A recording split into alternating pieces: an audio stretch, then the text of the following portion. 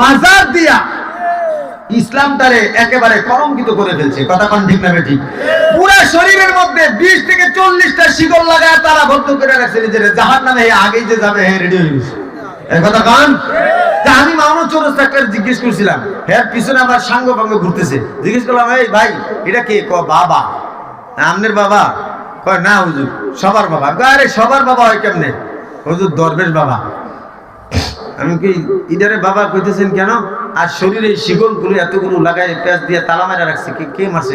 হুজুর বাবা নিজে রাখছে, তপস্যায় আছে। কিতে আছে? তপস্যায় আছে। শরীরে তালা লাগায় শিকল লাগায় মাথায় চট ভর্তি জ্বর, হে বলে তপস্যা করে বাবা হয়েছে। এগুলির যেখানে পাবেন সেখানে গণ ঘুরাই দিয়া মাথার চুল কাইটা গোসল করায় তওবা করায় দেবেন। কথাটা ঢেকে না। أيها الذين آمنوا هل أدلكم على تجارة صدق رسوله النبي الأمي الكريم ونحن على ذلك من الشاهدين والشاكرين والذاكرين والحمد لله رب العالمين। নবী পাকের মহব্বতে জবান খুলে সবাই আওয়াজ করে দুরূদ ইব্রাহিম পড়ি। আল্লাহুম্মা সাল্লি আলা মুহাম্মাদিন ওয়া আলা আলি মুহাম্মাদ كما صليت على إبراهيم وعلى آل إبراهيم إنك حميد مجيد. شباب قربان اللهم بارك على محمد وعلى آل محمد كما باركت على إبراهيم وعلى آل إبراهيم إنك حميد مجيد. रुखसार से बुर्का का जरा पर्दा उठा दो, लिल्लाह मुझे हुस्न खुदा दाद दिखा दो, और दिखाते नहीं आवाज सुना दो। मैं सूरत यूसुफ को नहीं चाहने वाला, मैं सूरत यूसुफ को नहीं चाहने वाला, मैं कैस के मानंद नहीं गो आशिक लैला, मैं कैस के मानंद नहीं गो आशिक लैला,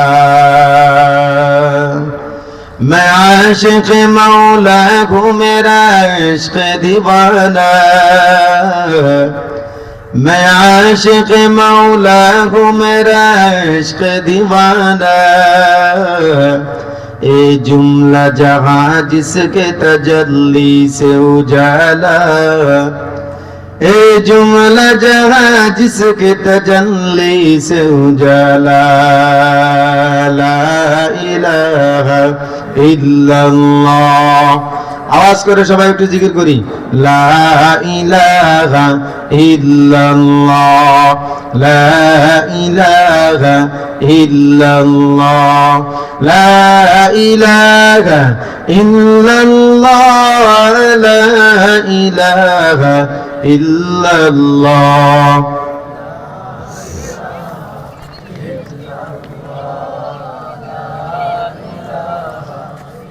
لا إله إلا الله محمد رسول الله صلى الله عليه وسلم। জামিয়া কওমিয়া উম্মুল কোরআন মাদ্রাসা কর্তৃক আয়োজিত ইসলামী মহাসম্মেলনের মুহতারাম সভাপতি পীরে কামেল হযরত মাওলানা মুফতি মামুনুর রশিদ সাহেব, প্রধান অতিথি হযরত মাওলানা আব্দুল কাইয়ুম সাহেব, হুজুর গোলামায়ে কেরাম, সামনে উপবিষ্ট দিন ইসলামকে মুসলমান ভাইরা, পর্দার অন্তরের মা বোনেরা, মহান আল্লাহ পাকের আজিম শান দরবারে শুকরিয়া আদায় করি প্রাণ খুলে যে আল্লাহ পাক রব্বুল আলামিন আমাদের মতো গুনাহগারদের জন্য একটি গুনাহ মাফের মজলিসের ব্যবস্থা করে দিয়েছেন, জান্নাতের বাগানে আসার এবং বসার সুযোগ করে দিয়েছেন। সেজন্য প্রাণ খুলে জবান খুলে আওয়াজ করে চিৎকার দিয়ে বলে আলহামদুলিল্লাহ। পিছনের ভাইরা একটু জোরে সবাই আলহামদুলিল্লাহ। রাত তো খুব বেশি হয় নাই, বেশি হয়ে গেছে 11টা এখনো বাজে নেই। 12টা 1টা পর্যন্ত চার দোকান আড্ডা চলে, তো চলে না? এই যে মানুষ দেখি সব চলে গেছে, ভালো লাগে না আওয়াজ শুনতে, বেশিক্ষণ মঞ্চে প্যান্ডেলে বসতে বেশিক্ষণ মজা লাগে না। গলা একটু ভালো হইলে তাহলে কিছুক্ষণ বসা যায়, ঠিক না? আর গলা যদি বেশি সুবিধা নাও, যত কোরআন দিয়ে ওয়াজ করুক বাঙালি খায় না। কি কথা কন নাকি আপনারা? ওয়াজ মাহফিল হইলে কোথাও সেটাই যেতে চায় না মন, রাত্র জেগে দেখতে পারে সুন্দরী মাইয়ার নাচন, ঠিক না? ওয়াজ মাহফিল হইলে কোথাও সেটাই যেতে চায় না মন, রাত্র জেগে দেখতে পারে সুন্দরী মাইয়ার নাচন। দুই আঙ্গুলের চিপায় আবার, দুই আঙ্গুলের চিপায় আবার বিড়ি মারে টান। ওরা কিসের মুসলমান, ওরা কিসের মুসলমান? বলেন আমার সাথে, ওরা কিসের মুসলমান, ওরা কিসের মুসলমান? নামাজেরই কইলে কথা দেখায় কত অজুহাত, মাজায় বেটা পাশায় বেটা আরো বেটা গিরিবাত। যারা ঠিক কয় না এগর কি মাজা ব্যথা আছে? হ্যাঁ, নামাজেরই কইলে কথা দেখায় কত অজুহাত, মাজায় বেটা পাশায় বেটা আরো বেটা গিরিবাত। রুকু সাজদা করতে নাকি, রুকু সাজদা করতে নাকি মাজায় লাগে টান। ওরা কিসের মুসলমান, ওরা কন্যা দেখি আপনারা। সারা সপ্তাহ মসজিদ খালি, নামাজ পড়ার মানুষ নাই। মাশাআল্লাহ শুক্রবারে দেখি লোকের অভাব নাই। এই যে যারা ঠিক কইতেছে হ্যাঁ শুক্রবার সারা যায় না, ঠিক না? সারা সপ্তাহ মসজিদ খালি, নামাজ পড়ার মানুষ নাই। মাশাআল্লাহ শুক্রবারে দেখি লোকের অভাব নাই। আসে তাও সবার শেষে,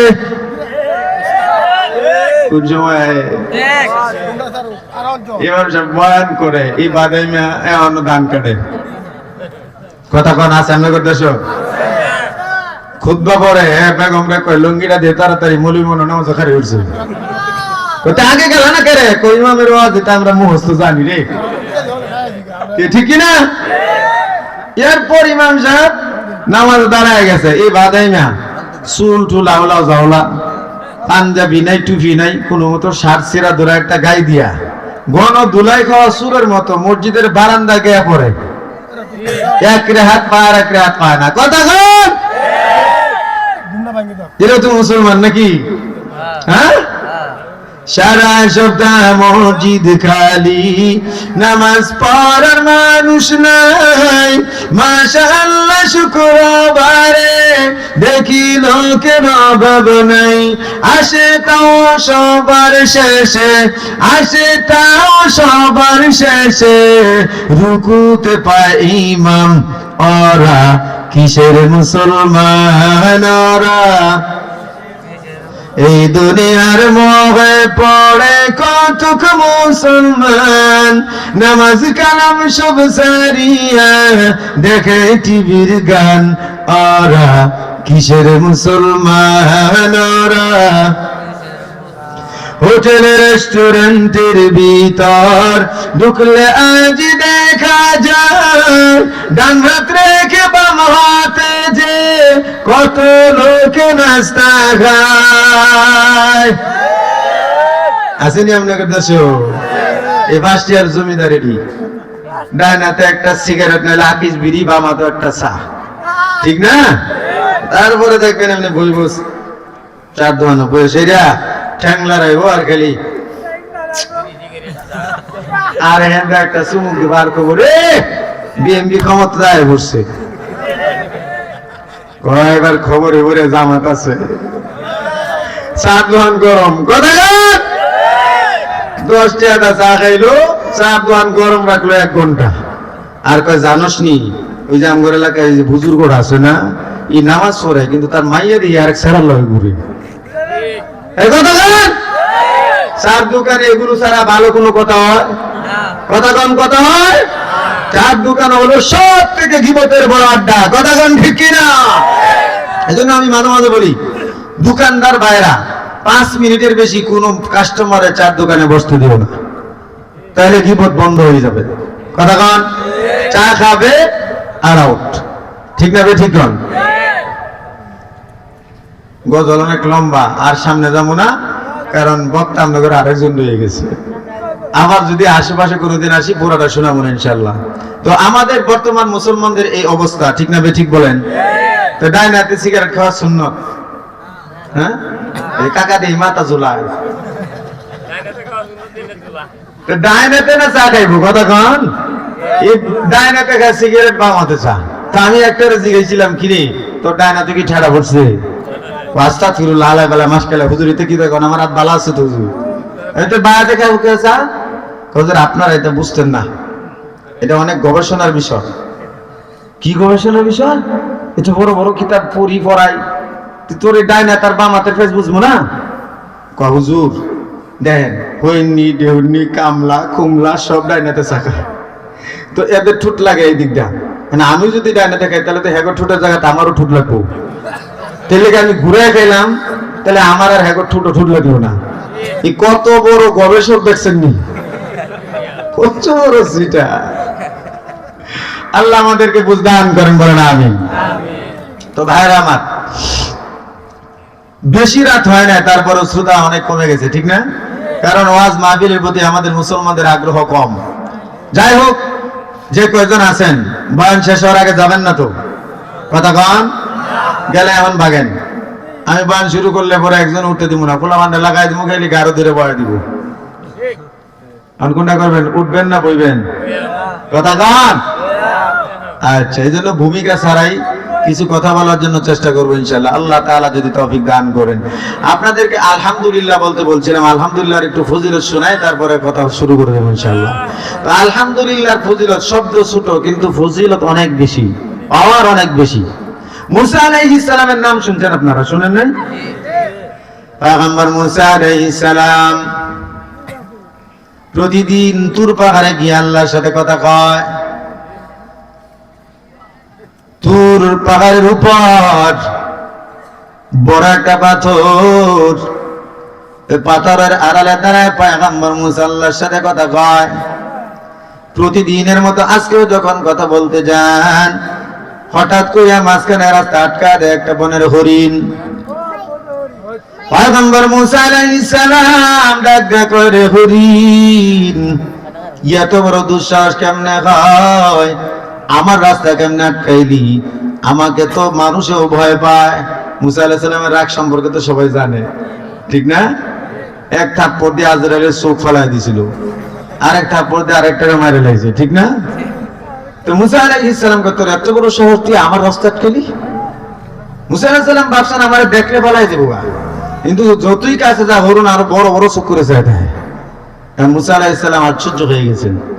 এবার হরিণে আল্লাহর কাছে ডাক দেব, মালিক একটু সময়ের জন্য আপনি আমার জবান খুলে দেন, যেন আমি আপনার পয়গম্বরের সাথে কথা বলতে পারি। সাথে সাথে আল্লাহ পাক হরিণের জবান খুলে দেয়, আর মুসা আলাইহিস সালাম রে সালাম দেয়। সালাম দেওয়ার পর ডাক দেওয়ার, পয়গম্বর আপনার সাথে বেয়াদবি করার মতো আমার কোনো দুঃসাহস নাই, তবে আপনার সাথে জরুরি কিছু কথা বলার জন্য আসছি। হযরত পয়গম্বর বলেন, কি জরুরি কথা, জলদি বল। হরিণ ডাক দিয়ে বলে, ও পয়গম্বর, বনের সকল পশু মিলিয়া সভা মিটিং করিয়া আমাকে পাঠাইছে আপনার সাথে কথা বলার জন্য। কিসের কথা? হরিণ ডাক দিয়ে বলে, ও পয়গম্বর, মনের ভিতরে কোনো পানি নাই, খাল বিল নদী নালা সব শুকায় গেছে। আমাদের বনের প্রাণীরা এক ফোঁটা পানি পর্যন্ত পায় না। পানির অভাবে আমাদের দুধের বাচ্চাগুলো পর্যন্ত মরে যাচ্ছে। গাছের মধ্যেও কোনো পাতা নাই, ফল নাই, ফুল নাই, জমিনের মধ্যে কোনো ঘাস নাই, এমন একটা দুর্বিষ অবস্থা। ও পয়গম্বর, এজন্য হরিণীর সকল প্রাণী মিল আমাদের পাঠাইছে আপনার সাথে কথা বলবো। আপনি আল্লাহর সাথে প্রতিদিন কথা কন, আজকেও তো কথা বলতে যাচ্ছেন। পয়গম্বর বলেন, হ্যাঁ, এখনই তো আল্লাহর সাথে কথা বলতে যাই। হরিণী বলে, আল্লাহর কাছে জিজ্ঞেস করবেন কবে নাগাদ আমাদেরকে বৃষ্টি দিবে। পয়গম্বর মুসা আলাইহিস সালাম বলেন, ঠিক আছে, তুমি চলে যাও, আমি আসার পর তোমাদেরকে জানিয়ে দিব কবে নাগাদ আল্লাহ বৃষ্টি দেয়। মুসা আলাইহিস সালাম তুর পারে যাওয়ার পর আল্লাহ তাআলার সাথে কথা বল, আল্লাহ আপনার সাথে কথা বলার জন্য চলে আসলাম। আল্লাহ বলেন, আমি রেডি আছি, তুমি কথা বলা শুরু করে দাও। মুসা আলাইহিস সালাম রাগান্বিত হইয়া ডাক দেয়া বলো, ও মালিক, এটা কেমন আপনার বিচার? জমিনের মধ্যে আপনার কত নালায়েক নাফরমান অযোগ্য গোলাম বান্দা আছে, যারা আপনার আল্লাহ পর্যন্ত মানে না, আছে না নাই? কত হিন্দু মারাম মুশরিক বৌদ্ধ ইহুদ নাসারা আছে, যারা আপনাকে একা আল্লাহ মানতে রাজি না। ও মালিক, তারপরেও তো এদের পানি দেওয়া আপনি বন্ধ করেন নাই, আসমান থেকে বৃষ্টি দেওয়া বন্ধ করেন নাই, তাদেরকে ফল ফসল দেওয়া বন্ধ করেন নাই, কিন্তু এই যে বুবা প্রাণী জানোয়ার, এদের তো কোনো গুনাহ নাই, এদেরকে পানির অভাবে কেন কষ্ট দিচ্ছেন গো আল্লাহ? আল্লাহ তাআলা ডাক দিয়া কয়, পয়গম্বর, তুমি আমার সাথে তর্ক করার মতো কোনো যোগ্যতা নেই। আমি আমার মাখলুকরে মন চায় যেভাবে ইচ্ছা সেভাবে পালবো। আমার মন চাইলে কাউরে খাওয়ায় রাখবো, কাউরে নাকা রাখবো। আমার যদি মন চায় কাউরে ভালো দামি কাপড় পরায় রাখবো, আবার যদি মন চায় কাউরে সেরা কাপড় পরায় রাখবো। আমি খালেক, তারা হলো মাখলুক, এজন্য আমার যা ইচ্ছা তাই করবো, তোমার কাছে জবাব দিতে আমি রাজি না। কাসাস দিয়ে কিতাবের মধ্যে রাখে। মুসা আলাইহিস সালাম এবার বলেন, মালিক, ঠিক আছে, মেনে নিলাম, আপনার সাথে দুঃসাহস করার মতো আমার কোনো সাহস নাই, তবে এটুকু বলে দেন বনের প্রাণীদেরকে কবে নাগাদ বৃষ্টি দিবেন? আল্লাহ তাআলা বলেন, পয়গম্বর, যাও বনের পশুদেরকে জানায় দাও 100 বছর পরে বৃষ্টি দিব, আগামী 100 বছর পর্যন্ত কোনো বৃষ্টি দিব না। মুসা আলাইহিস সালামের মেজাজ আরো গরম হয়ে গেছে, ডাক দিয়ে বলে, মালিক, পানির অভাবে কত বুবা প্রাণী মারা যাচ্ছে, আবার বলতেছেন 100 বছর পর্যন্ত বৃষ্টি দিবেন না। আল্লাহ তাআলা বলেন, পয়গম্বর, এটা আমার সিদ্ধান্ত, তুমি চিল্লা চিল্লি করলেও কোনো ফায়দা নাই। আচ্ছা, আমরা যদি চিল্লা চিল্লি করি, মিটিং মিছিল অবরোধ করি, তাহলে আমরা কি আল্লাহর কাছ থেকে জোর করে কিছু আদায় করতে পারবো? এটা কি বাংলাদেশের গভর্নমেন্ট? কথা কয় না। মুসা আলাইহিস সালাম রাগান্বিত হয়ে চলে আসলেন, রাস্তায় হরিণী দাঁড়ানো, কিন্তু হরিণে কি জবাব দিবেন, এজন্য উনি ভিন্ন রাস্তায় ধরলেন। আমরা মানুষ হতে এমন আছি, দোকানদারের কাছ থেকে বাকি খাওয়ার পর রাস্তায় পাল্টায় নাই, কথা বলে না? দক্ষিণের বাজারে মাথা দিয়ে উঠতাম আগে, এখন ওখানে টাকা পায়, এজন্য উত্তরের মাথা দিয়ে উঠে বাজার করে হেঁটে চলে যাই, আছে না নাই? মুসা আলাইহিস সালাম ভাবলেন, কি জবাব দেব বনের প্রাণীদেরকে, এজন্য ওই রাস্তা দিয়ে যাওয়া যাবে না, এমন জবাব যদি দেই তাহলে ওরা মনে বড় আঘাত পাবে। মুসা আলাইহিস সালাম যখন রাস্তা দিয়ে যায়, হরিণী আবার দৌড়ে আইসা মাঝখানে দাঁড়ায় যায়, আইসে বলে, পয়গম্বর, রাস্তা কেন পাল্টাইলেন? আপনি কি জবাব দিবেন না? মুসা আলাইহিস সালাম বলেন, জবাব তো দেব, কিন্তু জবাব শুনে তোমাদের কোনো ফায়দা নাই। হরিণী ডাক দেয়া কয়, ফায়দা নুকসান দিয়ে আপনার কোনো লাভ নাই। আল্লাহ তাআলা কি বলছে আপনি জানায় দেন।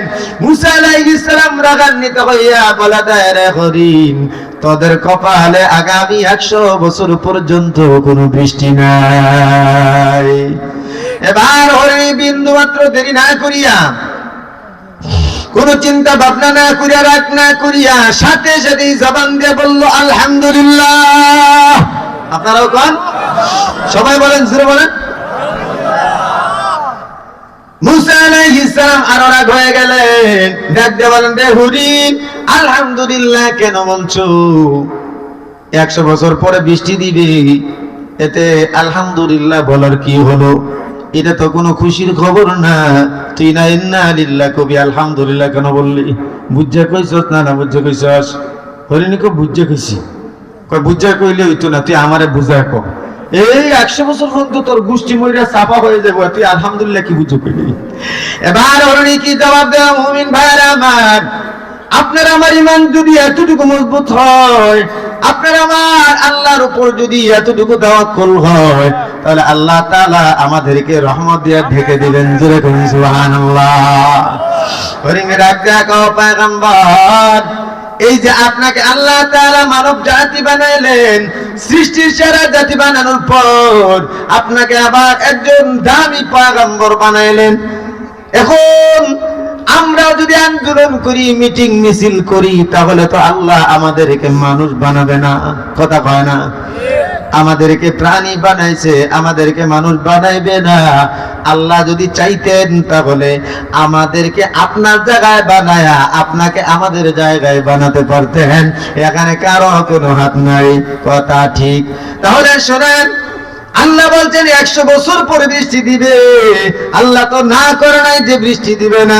আরেকটা কথা শুনেন ও পয়গম্বর, আল্লাহ আমাদের খালিক, আল্লাহ আমাদের রাজ্জাক, আল্লাহ আমাদেরকে বানাইছেন। আমরা বিশ্বাস করি জমিনের মধ্যে যদি কোনো পানি না থাকে, জমিনের মধ্যে যদি ফসল না হয়, কোনো ফল না হয়, আসমান থেকেও যদি বৃষ্টি না হয়, তাহলে আল্লাহ পাক আমার আল্লাহ এত পাওয়ারওয়ালা, এত কুদরতওয়ালা, আল্লাহ তাআলা কোনো কিছু ছাড়াই তো আমাদেরকে বাঁচায় রাখতে পারেন। কথা কোন ঠিক না? যেমন আল্লাহ তাআলা 40 বছর পর্যন্ত বনি ইসরাইলদেরকে জান্নাতের খাবার মান্না সালওয়া খাওয়ায়া পালছে। ঠিক না? ঠিক। হরিণীর এই কথার জবাব শোনার পর পয়গম্বর মুসা আলাইহিস সালাম আশ্চর্য হয়ে গেলেন। ঠিকই তো বলছে হরিণে, কথা কয় না? মুসা আলাইহিস সালাম চলে গেলেন বাড়ির দিকে রওনা। বাড়ির কিনারায় যখন আঙিনায় গেলেন, আঙিনায় যাওয়ার পর চতুর্দিকে তাকায় দেখে চতুর্দিকে আসমান কালো মেঘে অন্ধকার হয়ে গেছে। মুসা আলাইহিস সালাম তাকায় কয়, আল্লাহ না বলছেন 100 বছর পর্যন্ত বৃষ্টি দিবে না, আকাশ কেন মেঘাচ্ছন্ন হয়ে গেল? ভাবতে ভাবতে টপ টপ করিয়া বৃষ্টি পড়িয়া পয়গম্বর মুসা আলাইহিস সালামের জামা কাপড় ভিজা দেয়। আল্লাহু আকবার বল। আর মুসলমান বলেন আল্লাহু আকবার, আল্লাহু আকবার। মুসা আলাইহিস সালাম কোনো মতে দৌড় দিয়া ঘরের দরজা পর্যন্ত গেলেন, নিজেকে কোনো মতো বৃষ্টি থেকে বাঁচাইলেন। তারপর বৃষ্টি থামার পর মুসা আলাইহিস সালাম বের হয়ে দেখেন জমিনের মধ্যে পানির ঢল নেমে গেছে। এবার আমার আপনাদের মোটর বলেন, ডিপ মেশিন বলেন, 3 ঘন্টা পানি দেওয়ার পরেও তো খেতের লাইলার বাতর ভিজে না। আমার আল্লাহ যদি রহমতের বৃষ্টি মাত্র 10 মিনিট দেয়, গোটা দুনিয়া ঠান্ডা হয়ে যায়। ঠিক কি না? তো ভাই আমার মুসা আলাইহিস সালাম তাকায় দেখে চতুর্দিকে শুধু পানি আর পানি, মেজাজ আর গরম। দৌড় দিয়া গেলেন আবার তুর পাহাড়ে। আল্লাহ তাআলার কাছে যাইয়া বলে, ও মালিক, আল্লাহ বলেন তুমি না বলছো আজকে আর কথা বলবা না, আবার আসলা কেন? মুসা আলাইহিস সালাম বলেন, না আয়েশা কি পারি, আপনি কি কামটা করলেন? আল্লাহ কয়, কি করলাম? একটু আগে কইলেন 100 বছর বৃষ্টি দিবেন না, আমি ঘর পর্যন্ত যেতে পারলাম না, আমারে ভিজায় দিলেন।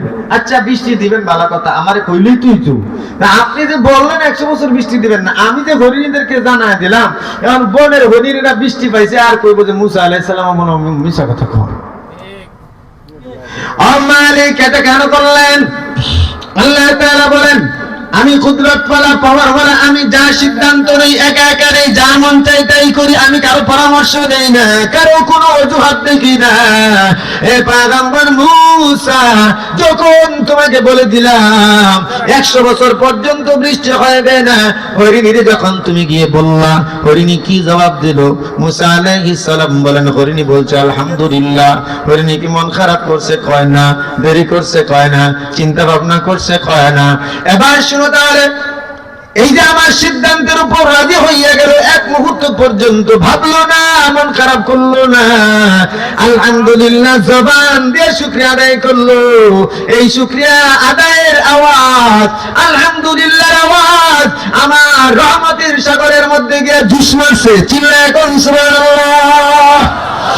এরপর ওই জুস মারার কারণে আমার আরশ আজিম বহনকারী ফেরেশতারা পর্যন্ত আমার কাছে সুপারিশ শুরু করে দিয়েছে, ও মালিক, আপনার বুবা প্রাণীগুলো পর্যন্ত এমন ভাবে শুকরিয়া আদায় করে, আল্লাহ আর এদেরকে কষ্ট দিয়েন না, জলদি করিয়া এদেরকে বৃষ্টি দিয়ে দেন। আমি আল্লাহ সাথে সাথেই 100 বছরের সিদ্ধান্ত পাল্টায়া নগদেই বৃষ্টি দিয়ে দিলাম। আলহামদুলিল্লাহর ফায়দা আছে না নাই? আমলটা করবেন। সুবহানাল্লাহ, আলহামদুলিল্লাহ, আল্লাহু আকবার। 3টা আমল করবেন। এই আমলগুলো করার জন্য টুপি লাগে না, পাঞ্জাবি লাগে না, ওযু লাগে না, মসজিদ লাগে না, যায় নামাজ লাগে না। কথা কথা ঠিক কি? রাস্তা দিয়ে হাঁটতেছেন, বাজারে যাচ্ছেন, বেহুদা কথাবার্তা না বলিয়া জবান দিয়া আলহামদুলিল্লাহ বলেন, সুবহানাল্লাহ বলেন। শুয়ে আছেন, ঘুম হয় না, ঘুমানোর আগ পর্যন্ত আল্লাহর তাসবিহ গুলো আদায় করেন, আপনার মিজানের পাল্লা ভারী হয়ে যাবে। জোরে বলুন সুবহানাল্লাহ। আমার ভাই, আমার কোরআনে কারীমের আয়াতে কারিমা তেলাওয়াত করছিলাম, সেখান থেকে কিছু কথা বলবো তাফসীরের হাইসিয়ত আল্লাহ পাক যদি তৌফিক দান করেন। আল্লাহ রাসূলের সাহাবী উসমান নামের 3 জন সাহাবী পেলাম। উসমান নাম, একজন হলেন রাসূলের মেয়ের জামাতা, ইসলামের 3য় খলিফা হযরত উসমান ইবনে আফফান। 2 নাম্বার হলো উসমান ইবনে আবি তালহা, 3 নাম্বার হলো উসমান ইবনে মাজুন। উসমান ইবনে মাজুন এমন একজন বুজুর্গ সাহাবী, বহু বড় আবেদ, আল্লাহর বড় আশিক, দুনিয়া বিমুখ এমন একজন পরহেজগার সাহাবী। সব সময় চিন্তা করে আল্লাহকে কেমনে পাওয়া যায়, কোন আমল করলে আল্লাহরে পাওয়া যায়। এজন্য চিন্তা ভাবনা করিয়া বহু গবেষণা করার পর আল্লাহ রাসূলের কিনারায় গিয়া হাজির। এই মনোযোগ দিয়ে শুনবেন কিন্তু, রাসূলের দরবারে গিয়া হাজির। রাসূল সাহাবায়ে কেরাম নিয়ে বসে আছেন। রাসূলের সালাম দেওয়ার পর ডাক দিয়ে বলে, পয়গম্বর, অনেক গবেষণা করিয়া 4টা জিনিস আমি আবিষ্কার করলাম। এই 4টা জিনিস যদি করতে পারি তাহলে আল্লাহ তাআলাকে খুব সহজেই পাওয়া যাবে। জোরে বলুন সুবহানাল্লাহ। আল্লাহ রাসূল বলেন, বলো রে কি আবিষ্কার করছো? হযরত উসমান ইবনে মাজুন বলেন, পয়গম্বর, আমি অনেক গবেষণা করে দেখছি, স্ত্রী রাখা বড় ভেজাল, এজন্য আমি আমার বেগমরে তালাক দিতে চাই। কি চাই? বেগমরে তালাক দিতে চায়। কিসের জন্য? আল্লাহকে পাওয়ার জন্য। কথা কোন ঠিক না ঠিক? আর আমার দেশের বাঙালি মুসলমানরা রাগের মাথায় বউরে তালাক দেয়, তুই তালাক, তোর মা তালাক, তোর বোন তালাক, তোর 14 গোষ্ঠী তালাক। কথা কয় কোন কারণ নাই, মেজাজ গরম। আর আমাদের বেগমরা, আমাদের মহিলারা এমন পাগল, যতক্ষণ পর্যন্ত স্বামীর মাথা নষ্ট না হয়, যতক্ষণ পর্যন্ত তালাক পর্যন্ত না যায়, বেগমও থামে না। কথা কয় না? এই বাদে না, অত বড় কলজা থাকলে ছেড়ে দে। মানে কথা কন, স্বামীরা আরো খুশায় খুশায় ওই পর্যন্ত না যায়, বেটা তাকে ছেড়ে দে। ঠিক না? ঠিক কন। তো স্বামী বেচারা কি করবো? হ্যাঁ, যখন এতই চাইতেছে যা দিয়া লাই, আছে যখন আতো। কথা কন না কে? আতো যখন আছে তে দিয়া লাই যা। যখন দেওয়া হয়ে গেছে, এখন দুজনের মাথা ঠান্ডা হওয়ার পর হাই করলাম কি? ইমাম সাহেবের পিছু দূর, রাত্রে গিয়া হুজুর 3000 টাকা দিব, রাত্রে আমার বেটা ভরা দিয়া লাই। আছে না ভাই? আল্লাহ মাফ করেন। পয়গম্বর ডাক দিয়ে বলে, উসমান, কেন বেগমরে তালাক দিতে চাও? হযরত উসমান বলেন, পয়গম্বর, স্ত্রী থাকলে সময় দেওয়া লাগে, কামাই করা লাগে, রোজগার করা লাগে, স্ত্রীর পিছনে অনেক সময় দেওয়া লাগে। আর যদি বেগম না থাকে তাহলে পুরো সময়টা আমি আল্লাহর জন্য দিতে পারবো। এই জন্য আমি বেগমকে তালাক দিতে চাই। আল্লাহ রসুল কি বলেন দেখেন, রসুল কয়, রে উসমান তোর বেগম কয়টা? হযরত উসমান বলেন, ও পয়গম্বর আমার তো বেগম একটাই। হযরত রসুল বলেন, তোর বেগম একটা, তাই ফরজ না, আমার বেগম হলো 9টা। রসুলের বেগম কয়টা? একসাথে 9টা। কোন কয়টা জানেন তো নাকি? 11টা বিয়ে করছেন নবীজি, কেউ বলেছেন 14টা, তবে 11টার কোল সহি বেশি, কিন্তু একসাথে ছিল 9টা। একসাথে কয়টা? এবার রসুল বলেন, উসমান তুমি একজন বেগম নিয়ে তুমি তাকে ছেড়ে দিতে চাচ্ছ আল্লাহকে পাওয়ার জন্য, আর আমি নবী মুহাম্মদ 9 জন বেগম রাখি, সংসার করি, রাষ্ট্র চালাই, ইমামতি করি, নামাজ পড়াই, এমনকি যুদ্ধ জাহাদ করি, দ্বীনের দাওয়াত দেই, গোটা দুনিয়ার সাথে আমি ইসলাম নিয়ে কাজ করতেছি। রে উসমান আমার তো কোনো বেজাল হয় না, রাতে তাহাজ্জুদ আমার মিস হয় না, তাহলে একজন বেগম নিয়ে তোমার এত মাথা ব্যথা কেন? আসলে বিষয়টা তা না রে উসমান, বিষয়টা হলো তোর মাথার সমস্যা। ঠিক না? আপনি আমল করলে বেগম বাধা দিয়ে রাখতে পারবে? কথা কয় না, পারবে? মসজিদে যেতে চাইলে কি আটকে রাখবে? তো ভাইরা আমার, রাসূল বলেন, নিকাহু মিন সুন্নতি ফামান রাগিবা আন সুন্নতি ফালাইসা মিন্নি। আল্লাহ রাসূল কয়, রে উম্মতের দল, বিয়ে করা হলো আমি পয়গম্বর মুহাম্মদের সুন্নাত। যে বান্দা বিয়ে করে না ও বান্দা আমার দলভুক্ত হইতে পারে না। রাসূল আর এক হাদিসের মধ্যে বলেন, আমি যদি জানতাম তাহলে আমি আরো আগেই বিয়ে করতাম। সুবহানাল্লাহ। খান এক সাহাবী রাসূলকে প্রশ্ন করে, পয়গম্বর এক আল্লাহর বান্দা বিয়ে করছে, সংসার হয়েছে, সন্তান আদি হয়েছে, আরেক বান্দা বিয়ে করে নাই, শুধু আল্লাহ আল্লাহ করে জঙ্গলার মধ্যে গিয়া সারাদিন যারা একে ইবাদত করে, যুদ্ধ জাহাদ করে, তাহাজ্জুদ করে কাটায় দেয়। ও পয়গম্বর, কে আগে জান্নাতে যাবে, কার আমলের পাল্লা ভারী হবে? আল্লাহ রাসূল বলেন, সাহাবায়ে কেরাম তোমার কি মাথায় ধরে না, যে বান্দা বিয়ে করলো তার বেগম আছে, তার সন্তান আছে, বেগমের জন্য সন্তানের জন্য কামাই করো একটা ইবাদত। সুবহানাল্লাহ। খান রাসূল এক হাদিসের মধ্যে ফরমান, এই উম্মতের দল পরিবারের ভিতরে খরচ করাটা উত্তম সদকা। জোরে কোন সুবহানাল্লাহ। এই যে বান্দা নিজে হালাল রিজিক কামাই করে স্ত্রীর জন্য, সন্তানাদির জন্য, এই স্ত্রী যখন নামাজ পড়ে, সন্তান যখন নামাজ পড়ে, এদের সকলের নামাজ, রোজা, ইবাদতের সওয়াব আল্লাহ পাক স্বামীর আমলনামায় দিয়ে দেয়। চিল্লায় কোন সুবহানাল্লাহ। এবার বলো সাহাবায়ে কেরাম, এই যে 5 জন মেম্বারের সদস্যের একটি সংসার, 4 জনের ইবাদত আয়েশা যোগ হচ্ছে স্বামীর আমলনামায়, আর একজন বান্দা যিনি একদম একা, সে একা ইবাদত কইরা 5 জনের সাথে কোলাবে কেমনে? সাহাবায়ে কেরাম বলেন, না না, পারবে না। আল্লাহ রাসূল বলেন, এই জন্যই তো বিয়ে করাটা আমি নবী মুহাম্মদের সুন্নাত। 1 নম্বর প্রস্তাব বাতিল, বউ সারন যেত না। উসমানের মন খারাপ হয়ে গেছে। হযরত পয়গম্বর বলেন, উসমান দ্বিতীয়টা বল। হযরত উসমান ডাক দিলেন, পয়গম্বর তাহলে আমি একটা কাজ করতে চাই, 2 নাম্বার আমি খাসি হয়ে যেতাম চাই। কি হইতো চাই? খাসি বুঝেন না? হিজরা হয়ে যেত। বুঝেন না? কি হয়ে যেত? আমার দেশে এখন ফুলারা হিজরা হইতেছে, জানেন এটা আপনারা? আমার মহল্লা এক সারা নাম ইমরান, এত সুন্দর বডি ফিটনেস চেহারা, অপারেশন করে হিজরা হয়ে গেছে। না সিলেম কিলাগারে কবজ, এটা আমাদের ইনকাম বেশি। চিন্তা করেন। আর কিছু জন আমাদের যুবক ভাইরা তো এমন আছে, হিজরা না হলেও হিজরার বাপ ধরে। কথা কন, কেমনে ধরে? হাতে চুরি, কানে দুল, আর কি জানি আরো মাথার চুল টুল, গলায় সেন্টিন লাগায় এমন ভাব ধরছে পুরা হিজরা। কথা কন, তুই কি আল্লাহ তোরে বেড়া বানাইছে, তুই খুশি না? এই কথা কন না কেন? এবার হযরত উসমান বলেন, পয়গম্বর আমি আমার পুরুষত্ব নষ্ট করে দিতে চাই, কারণ পুরুষত্ব থাকলেই পরনারীর দিকে চোখ যায়, আমার যৌন ক্ষমতা থাকবে না, তাহলে পরনারীর দিকে তাকানোর প্রয়োজন পড়বে না। আল্লাহ রাসূল বলেন, না রে ওসমান, তুমি বোধহয় জানো না আল্লাহ তাআলার একটা দামি নিয়ামত হলো যৌন শক্তি। জোরে বলুন সুবহানাল্লাহ। যার নাই হেটের ভাই কথা কয়, বারিশের মধ্যে মাথা দিয়া চোখের পানি দিয়া বাড়ি যে প্রতিদিন ভিজায় আর হারবাল হামদত সহ গোটা দেশে দৌড়ায়, ওই বুঝে যৌন শক্তি কত বড় নিয়ামত। কথা কন ঠিক না? আর আমাদের যুবক ছেলেরা আপাটে গুপাটে নষ্ট করে।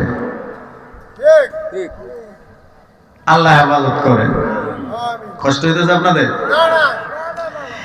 এবার আল্লাহ রাসূল বলেন, রে উসমান, যৌন ক্ষমতা এটা দামি একটা নিয়ামত। আল্লাহ তাআলা জান্নাতের ভিতরে অন্তত একজন পুরুষকে কমপক্ষে 70 জন হুর দিবে। সুবহানাল্লাহ। না নিজের বেগম হবে 70 জন হুরের নেত্রী। যৌন ক্ষমতা আল্লাহর দান, এটা নষ্ট করা তোর জন্য জায়েজ নাই। আল্লাহ রাসূল বলেন, উসমান 3 নাম্বারটা বল। 3 নাম্বার হযরত উসমান বলেন, পয়গম্বর এই যে 2টা বাতিল করে দিলেন, তাহলে 3 নাম্বারটা বলি শুনেন। আমি মনে মনে চাচ্ছি আমি আমার জন্য গোশত খাওয়া হারাম করে দিতে চাই। জি, আপনাদের প্রধান অতিথি, আপনাদের নেত্রকোনা সিংহ পুরুষ, বাতিলের আতঙ্ক, আমাদের প্রিয় মানুষ, অত্যন্ত উন্নত মানের এবং বিজ্ঞ বিদগ্ধ একজন আলেম মাওলানা আব্দুল কাইয়ুম সাহেব চলে আসছেন। কিছুক্ষণের ভিতরে মঞ্চে চলে আসবেন। উনি আসার আগ পর্যন্ত আমি ইনশাআল্লাহ কথা বলে যাচ্ছি, আসলে ইনশাআল্লাহ ছেড়ে দেব। তো ভাইরা আমার, এটা তো আমাদের দোষ না, দোষ হলো কর্তৃপক্ষের। বক্তা শ্রোতার চেয়ে বেশি দাঁতিছে, বুঝলেন স্যার? শ্রোতার চেয়ে বক্তা বেশি। আর আজকাল বক্তা তো মনে করেন সমানে অভাব নাই, মহল্লায় মহল্লায় বক্তা হুমান হইতেছে, আলহামদুলিল্লাহ ভালো, কিন্তু হকপন্থী হোক, ঠিক না? ঠিক বলেন। তো ভাইরা আমার, কি বলছিলাম? 3 নাম্বার কি? গোশত। হযরত উসমান বলেন, পয়গম্বর আমি আমার জন্য গোশত খাওয়া হারাম করে দিতে চাই। পয়গম্বর বলেন, কেন? আল্লাহ তাআলার একটা দামি নিয়ামত হালাল খাবারের মধ্যে একটা উন্নত খাবার, স্বাস্থ্যসম্মত পুষ্টিমত খাবার। হযরত উসমান বলেন, পয়গম্বর গোশতের মধ্যে কিন্তু অনেক শক্তি আছে, ক্ষমতা আছে। আমি অনেক গবেষণা করে দেখলাম গোশত খাইলে যৌন ক্ষমতা বাড়ে। এজন্য আমি মনে মনে নিয়ত করলাম যদি গোশত খাওয়া বন্ধ করে দেই তাহলে আমার শরীরে এতটা যৌন ক্ষমতা থাকবে না, আমার পরনারী বা গুনার দিকেও যাইতে মন চাইবে না। আল্লাহ রাসূল একটা ধমক দিয়া বলেন, রে উসমান, হালাল জিনিস হারাম করার মতো ক্ষমতা তোরে দিল কে? আমার একটা প্রিয় খাবারের মধ্যে একটা প্রিয় খাবার হলো গোশত। সুবহানাল্লাহ। খান রাসূল কয়, হে উসমান, হালাল খাবারের ভিতরে আমার একটা পছন্দের খাবার হলো গোশত। আম্মা জান আয়েশা সিদ্দিকা রাদিয়াল্লাহু তাআলা আনহা বর্ণনা দেন, সামানে তিরমিজির মধ্যে আছে রাসূল ছাগলের এই যে সাদরের দিকের মাংসগুলো বড় পছন্দ করতেন। জোরে বলুন সুবহানাল্লাহ। আল্লাহ রাসূল আর বলেন, রে উসমান, আসলে নিজেরাই তো ছেড়ে দিব, খুব শর্ট করে শেষ করে দিচ্ছি। হ্যাঁ, না না বসেন আপনারা, আমি খুব বুঝাই দিচ্ছি। আল্লাহ রাসূল বলেন, আমি আমার স্ত্রীদেরকে খুশি করার জন্য কোনো একটা খাবার, মধু হারাম করতে চাইছিলাম। আল্লাহ তাআলা আমাকে ধমক দিয়ে সূরা তাহরিম নাযিল করে দেয়, ইয়া আইয়ুহান নাবিয়্যু লিমা তুহাররিমু মা আহাল্লাল্লাহু লাক তাবতাগী মারদাত আজওয়াজিক আল্লাহু গফুরুর রহিম। ও নবী আমার, আপনি হালালটারে হারাম করতে চান কেন? আপনার স্ত্রীদেরকে খুশি করতে চান। এজন্য আমি যেটা পারি নাই তুই কেন পারবি? হালাল হালাল খাবার হারাম করার ক্ষমতা নাই, তিনটাও যখন মানলো না, হযরত উসমান ইবনে মাসউদের মন বড় বিষণ্ণ হয়ে গেল। 4 নাম্বারটা জিজ্ঞেস করলেন পয়গম্বর, এই উসমান জলদি বল। হযরত উসমান বলেন, হুজুর তিনটার একটার অনুমতি দিলেন না, তবে 4 নাম্বারটার অনুমতি দেন। আমি সব কিছু ছাইরা জঙ্গলবাসী হয়ে যাইতে চাই, সন্ন্যাসী হয়ে যেতে চাই। যেটা আমাদের দেশে সবচেয়ে বেশি কর, এই কথা কর না কেন? এই লাল চালু, কালা চালু, সুমা বাবা, পদ্মা বাবা, মেজ বাবা আছে, শিগল বাবা, সট বাবা আছে না নাই? ঘরের মধ্যে বেগম আছে, মা বাবা আছে, সন্তান আছে, এদের কোনো খবর নাই, মাজারে মাজারে ঘুরে লাল চালুটা নেমে কথা কন ঠিক কিনা? এই মাজার থেকে সেই মাজার, নারী পুরুষ নিয়ে গাঞ্জার আড্ডা সহ্য জমায়। ঘরের মধ্যে বৃদ্ধ মা বাবা আছে, খবর নাই, নামাজ নাই, রোজা নাই, কত বছর হয়ে গেল গোসলটা পর্যন্ত করে না, কথা কন ঠিক কিনা? হযরত ওসমান এই কথা বলার পর আল্লাহ রাসূল বলেন, না রুকুবানিয়াতা ফিল ইসলাম, এই ইসলাম আমার ধর্মের মধ্যে, ইসলামের মধ্যে কোনো বৈরাগ্যতা নাই।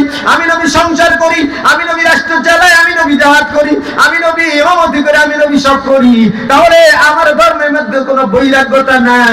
আমার দেশের মুসলমানেরা, পান্ডারা, বদমাইশেরা এবং বন্ড পেশা দিয়া ইসলামটারে পুরো পৃথিবীর মধ্যে কলঙ্কিত করতেছে, কথা কন ঠিক কিনা? এই মাজার দিয়া ইসলামটারে একেবারে কলঙ্কিত করে ফেলছে, কথা কন ঠিক না বেঠিক? পুরো শরীরের মধ্যে 20 থেকে 40টা শিকল লাগায় তারা ভর্ত করে রাখছে নিজের, জাহান্নামে আগেই যে যাবে রেডি হয়ে গেছে, এই কথা কন? আমি মামুন চৌরাস্তা একটা জিজ্ঞেস করছিলাম, হ্যাঁ পিছনে আমার সাঙ্গ ভাঙ্গ ঘুরতেছে, জিজ্ঞেস করলাম, এই ভাই এটা কে? ক বাবা। আমনের বাবা? কয় না হুজুর সবার বাবা। আরে সবার বাবা হয় কেমনে? হুজুর দরবেশ বাবা। আমি কি ইদারে বাবা কইতেছেন কেন? আর শরীরে শিকল গুলো এতগুলো লাগাই প্যাঁচ দিয়ে তালা মারা রাখছে, কে মারছে? হুজুর বাবা নিজে রাখছে, তপস্যায় আছে। কিতে আছে? তপস্যায় আছে। শরীরে তালা লাগায়, শিকল লাগায়, মাথায় চট ভর্তি জ্বর, হে বলে তপস্যা করে বাবা হয়েছে। এগুলির যেখানে পাবেন সেখানে গণ ধুলাই দিয়া মাথার চুল কাইটা গোসল করায় তওবা করায় দেবেন, কথাটা ঢেকে না। ইসলাম কতটা সৌন্দর্যময় এটা শিখেন উলামায়ে কেরামের কাছ থেকে। উলামায়ে কেরাম যে ইসলাম সুন্দর সেটাই তো পালন করে, কথা বল না ঠিক না ঠিক? এই যে আমাদের আব্দুল কালাম সাহেব হুজুর আগে বয়ান করে গেছেন, মামুনুর রশিদ সাহেব হুজুর, আপনারা তো দেখতেছেন সংসারও করা যায়, ইবাদতও করা যায়, সব কিছু করা যায়, এটার নাম হলো ইসলাম, কথা কোন ঠিক না ঠিক? ভাই আমার, আমি আর সামনে গেলাম না, আগে আল্লাহ যদি আশেপাশে কোনোদিন আনে বাকি কথা সামনে ইনশাআল্লাহ বলবো। তো উসমান ইবনে মাসউদ রাদিয়াল্লাহু তাআলা আনহু তিনি চেষ্টা করেছিলেন যে নিজেকে আল্লাহর কাছে সঁপে দেওয়ার জন্য 4টা গবেষণামূলক প্রস্তাব দিয়েছিলেন, আল্লাহ রাসূল সবগুলো নাকচ করে দিয়েছিলেন। তারপর আল্লাহ পাক যখন দেখলেন হযরত উসমান ইবনে মাসউদ মন খারাপ করে চলে যায়, জিবরিল আমিন পাঠিয়ে দিয়ে আয়াত নাযিল করে দিয়েছে আল্লাহ, ইয়া আইয়ুহাল্লাযীনা আমানু হাল আদুল্লুকুম আলা তিজারা তুনজিকুম মিন আযাবিন আলীম। নবীকে জানায় দিলেন, নবী বলে দেন উসমানের মন খারাপ করার কোনো দরকার নাই, আমি একটা ব্যবসার কথা বলে দেই, যেই ব্যবসা করলে তারা যন্ত্রণাদায়ক শাস্তি থেকে মুক্তি পেয়ে যাবে। কি করা লাগবে? তুমিনুনা বিল্লাহি ওয়া রাসূলিহি, আল্লাহ এবং রাসূলের উপর ঈমান আনা লাগবে, ওয়া তুজাহিদুনা ফি সাবিলিল্লাহি বিআমওয়ালিকুম ওয়া আনফুসিকুম, এবং জিহাদ করা লাগবে আল্লাহর রাস্তায় নিজের জান ও মাল দিয়া। এগুলো করলে কি হবে? ইয়াগফিরলাকুম যুনুবাকুম ওয়া ইদখিলকুম জান্নাত, তাদের গুনাহগুলো মাফ হয়ে যাবে, জান্নাত নসিব হয়ে যাবে। যেরকম সুবহানাল্লাহ। আল্লাহ তাআলা আমাকে এবং আপনাদেরকে আমল করার তৌফিক দান করেন। ওয়া মা আলাইনা ইল্লাল বালাগ। আসসালামু